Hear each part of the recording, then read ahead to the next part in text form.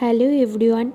আজ অনেক দিন হয়ে গেল কোনো ভিডিও ব্লগ পোস্ট করতে পারছি না। শরীরটা কিছুদিন খুব অসুস্থ ছিল।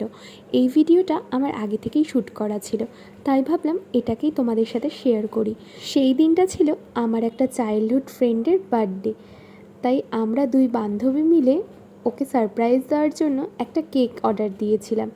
তারপর বিকেলবেলা রেডি হয়ে ওর বাড়ির দিকে যাচ্ছিলাম।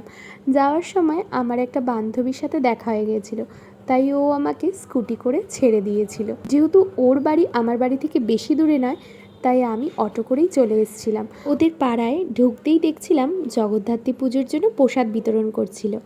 এর মধ্যে আমার আরেক বান্ধবীও এসে গেছিলো। তারপর আমি আর ও মিলে ওর বাড়িতে ঢুকতে ও তো পুরো অবাক কেকটা দেখে। আমরা ওকে আরেকটাও গিফট দিয়েছিলাম, ও সেটাকেই অনেক কষ্ট করে খুলছিল।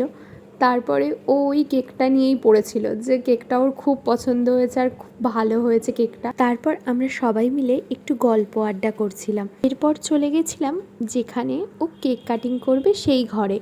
ওখানে গিয়ে তো দেখলাম ঘরটাকে খুব সুন্দর করে সাজানো হয়েছিল, আর কাকিমা ছোট্ট ছোট্ট গপুদেরকে ওর সামনে নিয়ে এসেছিল। ও আমার সেই ছোট্টবেলার বান্ধবী।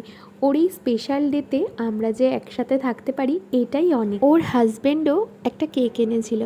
আমরা সবাই খুব আনন্দ করে ওর বার্থডেটা সেলিব্রেট করলাম। লাস্টে কেক, পায়েস আর রাতের ডিনার সেরে সবাইকে টাটা দিয়ে আমি আবার বাড়ি চলে আসলাম।